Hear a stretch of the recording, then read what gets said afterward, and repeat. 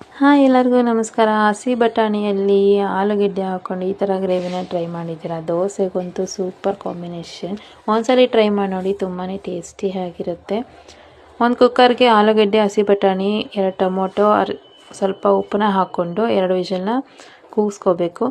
ಮಸಾಲೆಗೆ ಹಸಿಮೆಣಸಿನ್ಕಾಯಿ, ಈರುಳ್ಳಿ, ಬೆಳ್ಳುಳ್ಳಿ, ಸ್ಪೈಸಸ್ ಹಾಕ್ಕೊಂಡು ಈರುಳ್ಳಿ ಎಲ್ಲ ಹಾಕ್ಕೊಂಡು ಚೆನ್ನಾಗಿ ಗ್ರೈಂಡ್ ಮಾಡ್ಕೊಬೇಕು.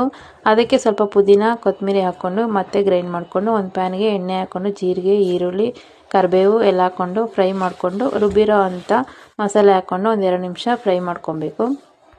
ಮತ್ತು ಅದಕ್ಕೆ ಬೇಯಿಸಿರೋಂಥ ಹಸಿ ಬಟಾಣಿ, ಆಲೂಗೆಡ್ಡೆ ಹಾಕ್ಕೊಂಡು ಸ್ವಲ್ಪ ಸ್ಮ್ಯಾಶ್ ಮಾಡಿಕೊಂಡು ಸ್ವಲ್ಪ ಧನಿಯಾ ಪೌಡ್ರು, ಗರಂ ಮಸಾಲೆ ಹಾಕ್ಕೊಂಡು ಸ್ಮ್ಯಾಶ್ ಮಾಡ್ಕೊಳ್ಳಿ, ಚೆನ್ನಾಗಿರುತ್ತೆ.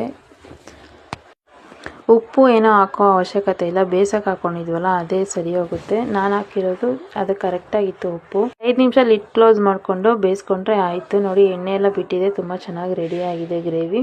ಈ ಗ್ರೇವಿ ಬರೀ ದೋಸೆಗಲ್ಲ, ಪೂರಿಗೆ, ಚಪಾತಿಗೆ ಎಲ್ಲದಕ್ಕೂ ತುಂಬಾ ಚೆನ್ನಾಗಿರುತ್ತೆ.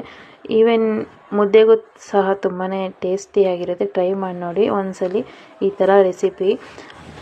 ನೀವು ಟ್ರೈ ಮಾಡಿ ಹೇಗೆ ಬಂತು ಅಂತ ಕಮೆಂಟ್ ಮಾಡಿ, ಹಾಗೆ ಫಾಲೋ ಮಾಡಿ, ಶೇರ್ ಮಾಡಿ. Thank you.